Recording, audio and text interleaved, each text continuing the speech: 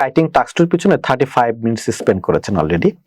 আপনি ক্লান্ত, আপনার হাত ক্লান্ত, মাথাও ঠিক মতো কাজ করছে না, হাতে আছে মাত্র 3 মিনিট, এবং এই 3 মিনিটে আপনাকে ফিনিশিং লাইনটা ছুঁতে হবে, অর্থাৎ ভিক্টরি ল্যাপ ছুঁতে হবে। কিন্তু অনেক স্টুডেন্ট এই জায়গায় এসেই কিন্তু খেই হারিয়ে ফেলে।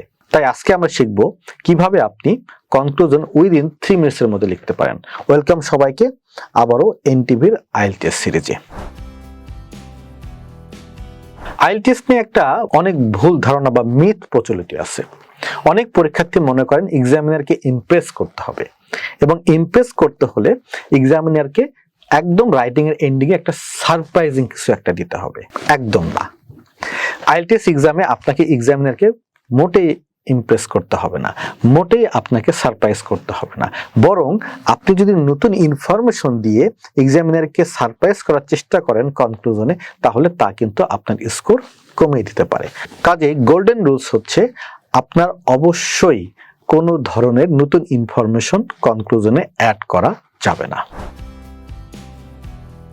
তাহলে আমাদের আসল কাজটা কি? কাজটা খুব সহজ। নাম্বার 1, রিস্টেট, সামারাইজ এবং এক্সিট। আবারও বলি, রিস্টেট, সামারাইজ এবং এক্সিট।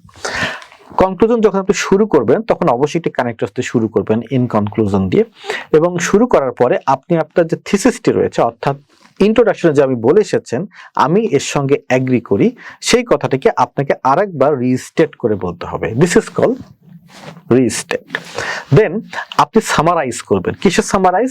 বডি প্যারাগ্রাফগুলোতে আপনি যা বলে এসেছেন তার একটা সামারাইজ হবে কনক্লুশনের সেকেন্ড সেন্টেন্সে, এবং অ্যাট দ্য এন্ড আপনি একটা থ্রেট কিংবা একটা রেকমেন্ডেশন দিতে পারেন, কিন্তু এটি কিন্তু ম্যান্ডেটরি পয়েন্ট না।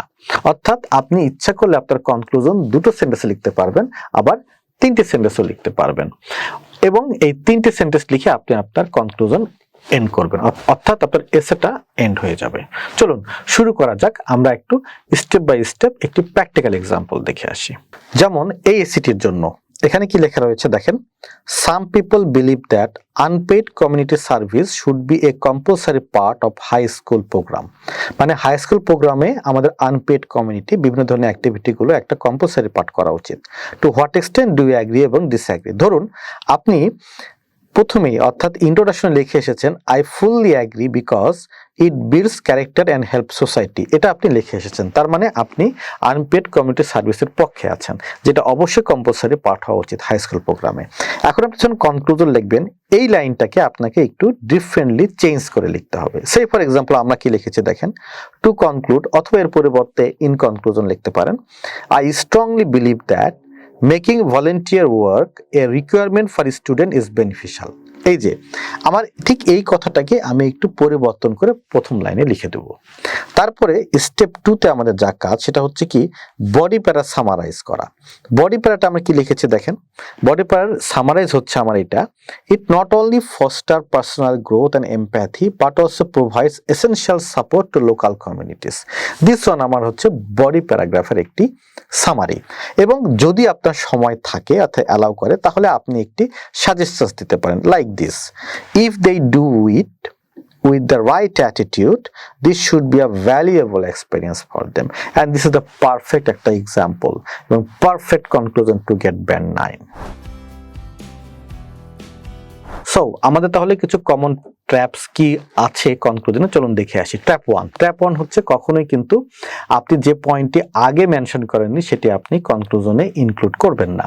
ট্র্যাপ 2 হচ্ছে ওভার কমপ্লিকেটেড ভোকাবুলারি। অনেকে মনে করেন আমাকে ভালো যদি আমি স্কোর পেতে চাই তাহলে আমাকে লিখতে হবে ইন এ নাটশেল, তারপর লিখতে হবে হচ্ছে টু রিক্যাপিচুলেট, অনেক কিছু বলেন আপনারা, কিন্তু সবচেয়ে ভালো কি জানেন, ইন কনক্লুশন এবং টু কনক্লুড, এগুলো হচ্ছে ফর্মাল, এগুলো হচ্ছে ফ্রেজ, এবং আগে যেগুলো বললাম সেগুলো খুবই ইনফর্মাল ছিল। কাজেই আপনাদের জব হচ্ছে কোনো ওভার কমপ্লিকেটেড ভোকাবুলারি ব্যবহার করা উচিত নয় কনক্লুশন লিখতে গেলে, সবচেয়ে ভালো in conclusion.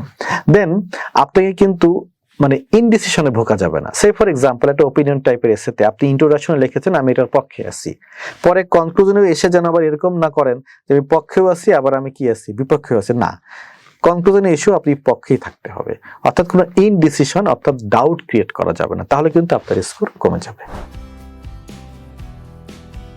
Okay, in real exam আসলে বেসিকলি যত কথাই বলি, আপনার কিন্তু মাত্র 2 থেকে 3 মিনিট সময় থাকবে এই কনক্লুশনটা লেখার জন্য। তো 2-3 মিনিট সময়ের মধ্যে একটা গুছিয়ে কনক্লুশন লেখা খুবই কঠিন। তাহলে এই ক্ষেত্রে আপনার স্ট্র্যাটেজি কি হবে?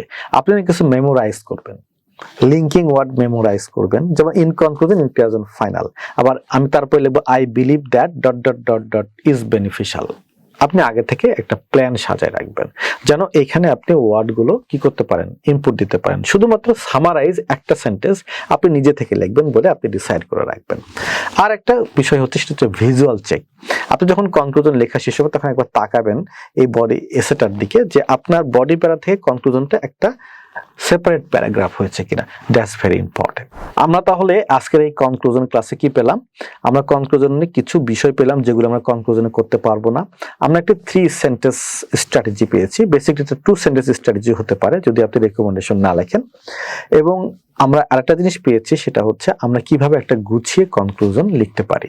সো আমি আপনাদেরকে বলবো, আপনারা আপনাদের যে কোনো এসের একটি কনক্লুশন লিখে আমাদের কমেন্ট বক্সে সাবমিট করুন। আমি এই রাইটিংটা চেক করে দেবো এবং নেক্সট ভিডিও দেখার আমন্ত্রণ রইল। Thank you very much. আপনারা থাকুন এনটিভির সাথে, আমি আছি আপনাদের সাথে।